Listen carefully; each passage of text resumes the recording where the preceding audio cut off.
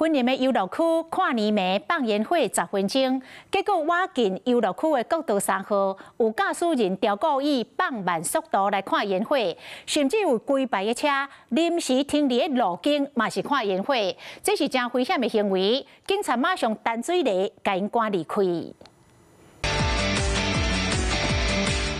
云林娱乐区伫跨年暝放10分钟的烟火，有真侪游客欣赏。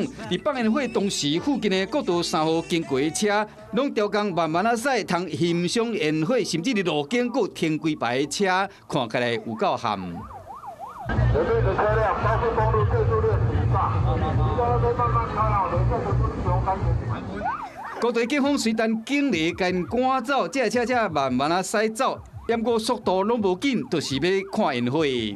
我觉得这样很危险，因为这样有可能你还没有跨，你就先跨越生死线了。为什么不好好找一个地方停下来看？国道上就是车速比较快，那你如果后面的车不知道前面的车速的话，会追撞上去。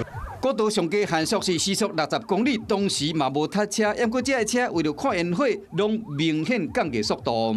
受人减速、违规停车及行驶路肩等交通违规行为，处新台币3000元以上6000元以下罚款。高台警方伫跨年前就已经加强宣导，避免为了看烟火来降低车速，也是伫路径停留。结果烟火一日放，依然有驾驶人看到烟火，完全袂记是伫高速公路乌白减速，也是临时停车，真危险。Hello， 我是庄慧琪。想要抢先掌握最及时的新闻资讯吗？赶快订阅、按赞、开启小铃铛，锁定华视新闻 YouTube 频道。